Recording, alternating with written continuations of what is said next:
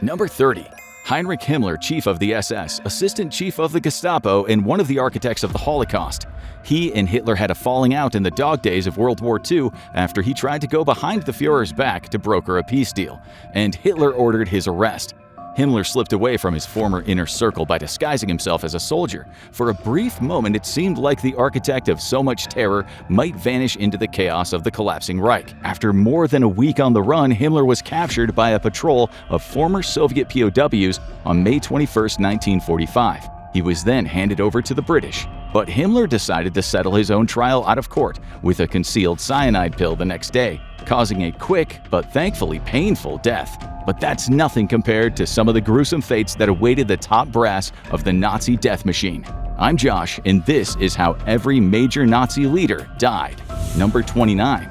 Adolf Eichmann was another of the key players in the Holocaust, and if you've ever heard the phrase, the banality of evil, it was coined in response to him. Eichmann was captured by Mossad agents in Argentina before standing trial in Israel, where he famously took no responsibility for his crimes. He claimed that he was just an obedient bureaucrat following orders. Of course, that didn't work. He was sentenced to death on December 15, 1961. After some time on death row, he was taken to the gallows and then hanged on May 31, 1962. His body was cremated and the ashes were thrown into the Mediterranean Sea. If Eichmann claimed that he was just shuffling papers, this next Nazi put on a lab coat and made cruelty disturbingly personal. Number 28. Known as the Angel of Death, Josef Mengele became infamous for his grotesque human experiments on innocent prisoners at the Auschwitz concentration camp. He also was one of the many Nazis who fled to South America via the rat lines. But justice catches up with everyone, eventually, in one form or another. Mengele spent his last years broke, paranoid, and miserable. He was so afraid of getting caught that he chewed on his own hair until a ball of hair obstructed his intestines. But Mengele never did get caught. Instead, in 1979, he had a stroke while in his swimming pool, sinking to the bottom from paralysis and drowning in his last panicked minutes. And Mengele wasn't the only one facing his reckoning. Number 27. Another powerful logistical force in the Holocaust, Reinhard Heydrich was one of the orchestrators behind Kristallnacht. He was so scary and brutal that Hitler called him the man with the iron heart. Few were more feared and hated than Heydrich, but appropriately he also had one of the most gruesome and painful deaths in the regime. Two Czechoslovak assassins ambushed Heydrich in Prague-Lieben on May 27, 1942.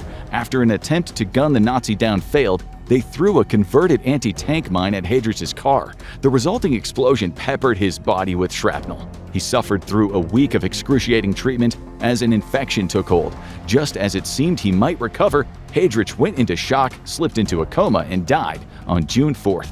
Even the Führer's right-hand man couldn't escape the inevitable.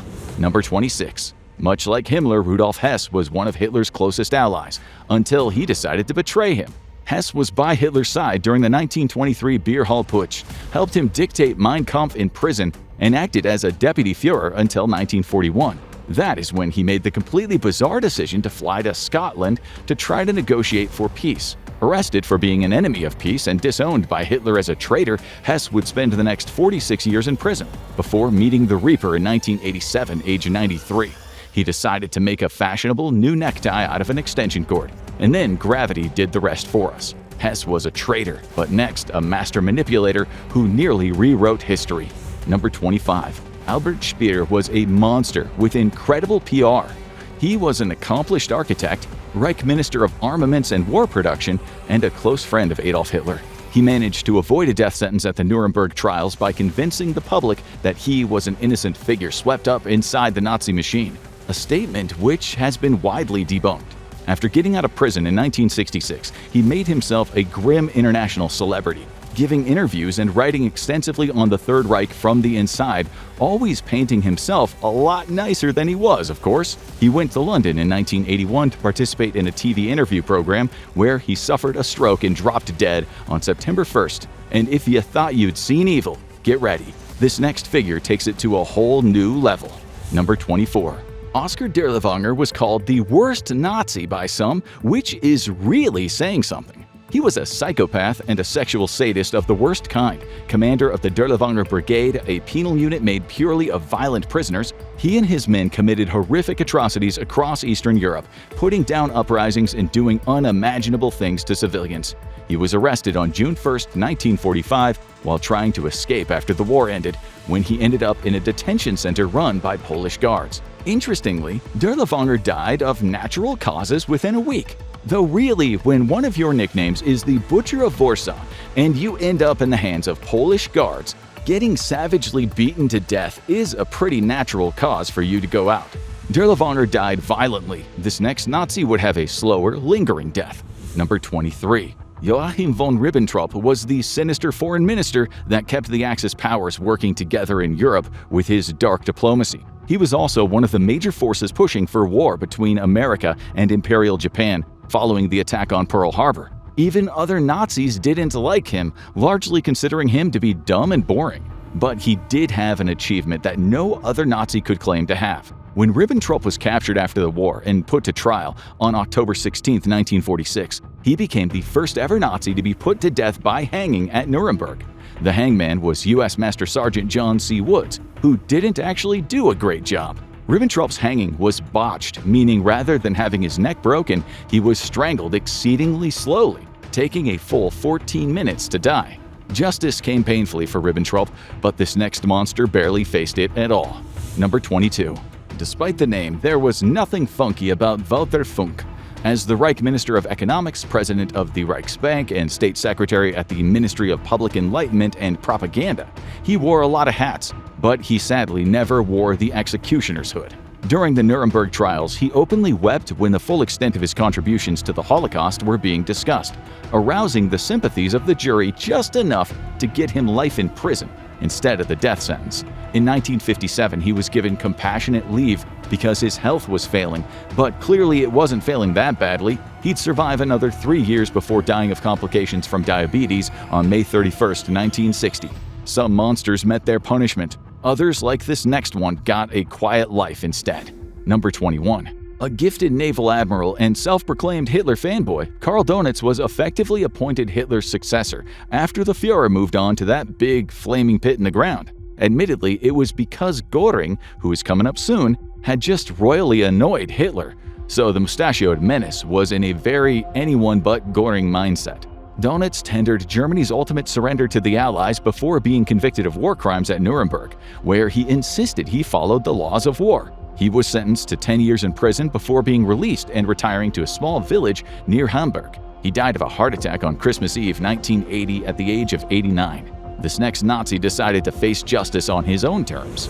Number 20. Hermann Göring was a nasty piece of work and one of the most powerful Nazis of all. Among his many titles were Supreme Commander of the Air Force, Minister-President of Prussia, Master of the German Hunt and Forests, and whatever other job he wanted. He was captured at the end of the war, and at the Nuremberg trials, he was convicted of conspiracy, crimes against peace, war crimes, and crimes against humanity. He was sentenced to death by hanging, despite requesting the firing squad. The night before his execution on October 15th, he decided to take a cyanide pill to take the edge off, so he never felt the rope of the hangman's noose against his throat. The next Nazi vanished so completely, even history had to hunt him down. Number 19. Martin Bormann is one of the most mysterious cases on this list. We know Bormann died and his remains have been discovered, but the big question is, how? As the head of the Nazi Party Chancellery and private secretary to Adolf Hitler, he was considered a major part of the Nazi war machine. Even though he managed to evade capture, he was convicted and sentenced to death in absentia at the Nuremberg trials in 1946. He was missing for decades before his remains were found in Berlin in 1972 and identified as his in 1973. The most likely explanation was the ingestion of the convicted Nazi's favorite diet supplement, cyanide. This next monster's reckoning would be brutal and personal. Number 18. Rudolf Höss, not to be confused with Rudolf Hess, was the commandant of Auschwitz, where over 1 million people were murdered. After attempting to disappear under a false identity in 1946, he was caught by the British and extradited to Poland, where he stood trial for murder and eventually sentenced to death in 1947. Like many Nazis, he tried to dodge responsibility for his crimes, but strangely, what broke him was how kindly and humanely he was treated by the Polish while in prison. Only then, 4 days before his execution did he realize the terrible enormity of his crimes and admitted that his life needed to be taken as punishment. He was hanged on specially made gallows in front of 100 people, many of whom were survivors of his torturous camp. If you thought you had seen cruelty so far, this next one takes it to a whole new level. Number 17. Described by historian Michael Allen as, quote, "the vilest individual in the vilest organization ever known. Odilo Globocnik was a pillar of Operation Reinhard, an organized slaughter of Polish Jews in what's known as the deadliest phase of the Holocaust. If you were having an evil guy competition and your opponent was Odilo Globocnik, you should quit."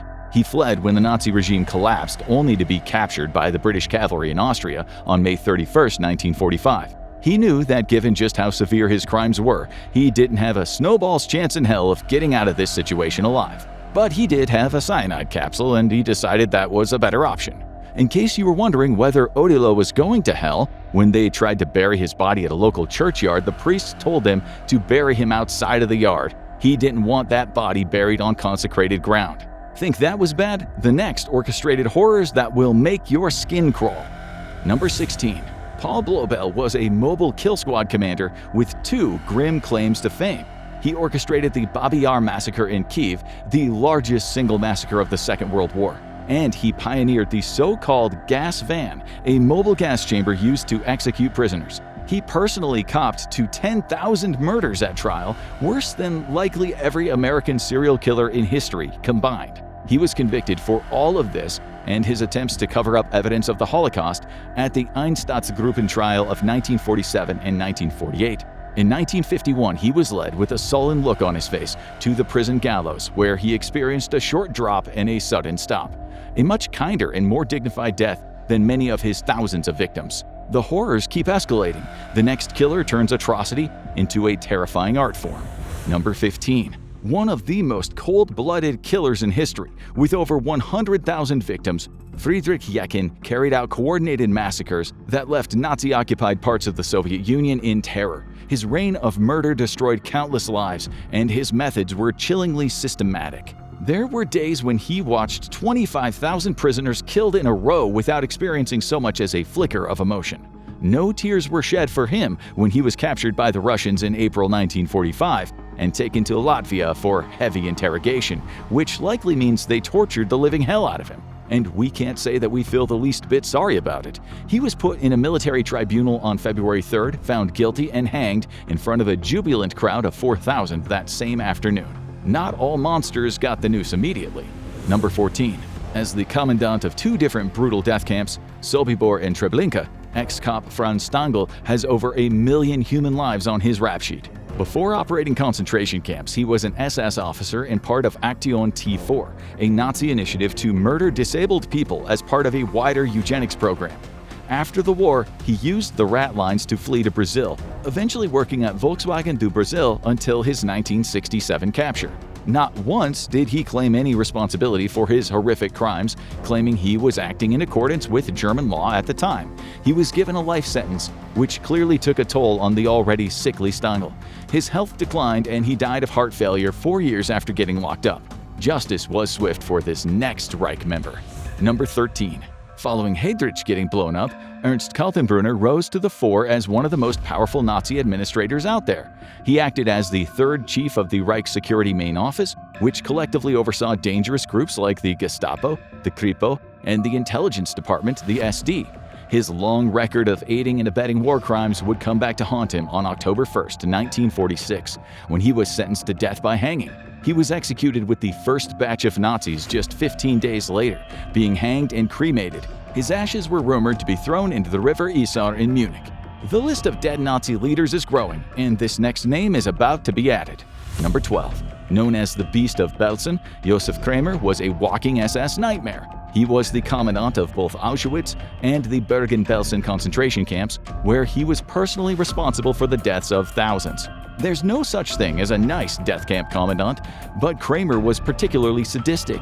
He delighted in beating and torturing prisoners, unleashing vicious dogs on them, and lining them up at mass graves to be gunned down en masse. He was captured by British forces and sentenced to death on November 17, 1945, for his crimes against humanity. Albert Pierrepont, a professional British hangman with over 400 executions to his own name, was the one to tie the noose around Kramer's neck and pull the lever, sending him off to Old Nick. The Nazi leadership thought that they could walk free. They were wrong. Number 11. Erich von dem Bach-Zelewski was both a member of the Nazi top brass and the spearhead of the Nazi security warfare, an initiative to undermine and destroy the ideological opponents of the regime. He led the suppression of the Warsaw Uprising in 1944, killing thousands of civilians, and the cruel irony is he didn't even stand trial at Nuremberg.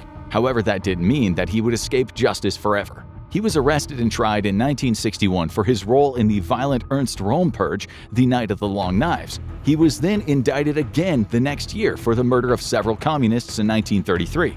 He was sentenced to life imprisonment and died of illness in 1972. Some Nazis thought that time could protect them. The next learned the rope doesn't wait, and it has backup. Number 10. Wilhelm Keitel was a figure so slimy that all the top Nazis except for Hitler himself hated him.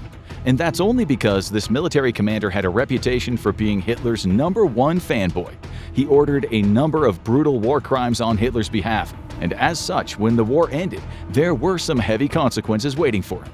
Keitel had experienced one of the most brutal deaths thanks to the incompetent team behind his 1946 hanging. The trap door that he and the other prisoners dropped through was too small, meaning that he bashed his head on the way out, destroying the momentum of the drop. It resulted in a torturous 24 minutes of convulsions before eventually dying. This next Nazi met his maker, but his body, no one knows where it is. Number 9. Known as Dr. Death and the Butcher of Mauthausen, Aribert Heim is lesser known than Josef Mengele, but may have been just as violent and sadistic. He conducted human experiments at the Mauthausen concentration camp, performing vivisections and amputations without anesthetic, injecting victims with gasoline, and even timing their deaths with a stopwatch for his own twisted amusement. He didn't stand trial at Nuremberg. Instead, he fled to Cairo, Egypt, and converted to Islam. He would later go by the name Tariq Farid Hussein. While many of the deaths are still foggy, a German court confirmed in 2012 that Heim had died back in 1992 from unknown causes. According to his son, Heim was buried in an unmarked grave, making it impossible for investigators to locate his remains for DNA testing. Now for someone who met his fate at the hands of the very people he terrorized. Number 8. Christian Wirth was so evil and despised that he was known as Christian the Cruel. Among his fellow officers, he threw himself into the mass euthanasia of the disabled and the murder of Nazi racial undesirables in Operation Reinhard with shocking, gleeful zeal. He was a force of terror across Yugoslavia in particular, so it would only be appropriate that he would meet his end at the hands of Yugoslavians. While traveling in an open-top car on military business on May 26, 1944, he was shot by Yugoslav partisans, bringing his reign of terror to an end once and for all. The list keeps getting darker, and the next one is one of the few women who belonged here. Number 7. A rare female high-ranking Nazi, Maria Mandl, was yet another particularly cruel and violent concentration camp official at Auschwitz, Lichtenberg, and Ravensbrück. She was particularly infamous for physically beating prisoners to death, an act that she later framed as trying to do her duty to discipline prisoners. After her arrest, she was deemed complicit in the deaths of around 500,000 prisoners. Despite her attempts to receive clemency, she was sentenced to death by hanging, carried out on January 24, 1948. Mandl paid the price for her brutality. The next escaped it entirely. Number 6. Eugen Fischer was a devoted Nazi thinker and director of the Kaiser Wilhelm Institute of Anthropology, Human Heredity, and Eugenics. His theories around the Aryan master race were one of Hitler's big philosophical inspirations. His pseudo-scientific research helped shape Nazi eugenics. You can see origins of the Holocaust in everything Fischer did. And sadly, despite being a member of the Nazi Party, he never faced any consequences for the role he played, dying of natural causes in 1967, aged 93. Now for someone who helped lay the foundation for the SS and never lived to watch it grow. Number 5. You've probably never heard of Julius Schreck, but he was one of Hitler's favorites. Schreck was a World War I veteran and early supporter of Adolf in his right-wing paramilitary days. After that, he became a member of the Storm Detachment, or SA, and then the first-ever leader of the SS. He was also Hitler's personal chauffeur. a man he truly considered a friend. He contracted meningitis in 1936 and died on May 16th. Without him, who is to know if the SS would have become what it eventually did? In the Reich, betrayal didn't just end careers, and this next man would discover that the hard way. Number 4. Karl-Otto Koch was a trailblazing concentration camp commandant, playing early roles at Buchenwald, Sachsenhausen, and Majdanek, where he operated with his equally sadistic wife Ilse. But it wasn't the Allies that sought punishment for Koch, it was the Nazis. They discovered that he had embezzled huge quantities of stolen loot from the inmates of the Buchenwald camp. The problem wasn't that he was stealing from all these innocent people, but that he was stealing from the state by not cutting them in. He was arrested by his superiors and convicted of both embezzlement and the murder of 3 prisoners to cover up his crime. On April 5, 1945, he was executed by his own government by firing squad. The Buchenwald camp was liberated by the Americans a week later. Number 3. Amon Göth was one of the more infamous concentration camp commandants among the general public, thanks to his role as the main villain of the movie Schindler's List, where he was played by Ralph Fiennes. He was convicted of, quote, personally killing, maiming, and torturing a substantial, albeit unidentified number of people, while ruling over the Krakow-Plaszow concentration camp with an iron fist. After a trial in Krakow, he was hanged on September 13, 1946, before having his body burned and his ashes thrown in the Vistula River. This next death would be even more symbolic. Number 2. Josef Goebbels was a true Nazi believer, someone who was literally with Hitler until the bitter end. Goebbels was a master of propaganda, whose lies stoked racial hatred in the German people and helped build a pretense for war. However, when Hitler died, more on that soon, Goebbels was left adrift in the world. But he didn't actually do that. Instead, he gathered his entire family and decided that they should all go out together instead. The children were given morphine, and then, when they were asleep, cyanide capsules were crushed in their mouths. As for Goebbels and his wife Magda, accounts differ, but the general consensus is they took cyanide. And then, per Goebbels' request, one of the Nazi soldiers double-tapped them all with a rifle just to make sure they were all dead. But there is one more death we still get to savor. Number 1. When it was clear that the Nazis wouldn't be taking the dub on the war that they started, Adolf Hitler decided the best victory was not getting murdered by the advancing Red Army. After writing his last will and testament, Hitler and Eva Braun treated themselves to a cyanide supper. But Hitler didn't fancy dying with his guts foaming out of his mouth, so he had the barrel of his service pistol for dessert. His remaining minions dragged his corpse out to the courtyard and set it on fire, probably so the Soviets couldn't repurpose it as a piñata when they took the bunker. But what about the Nazi leaders who didn't meet the Reaper? Check out what actually happened to the Nazi leaders after World War II, and more Nazi stories. Or watch this instead.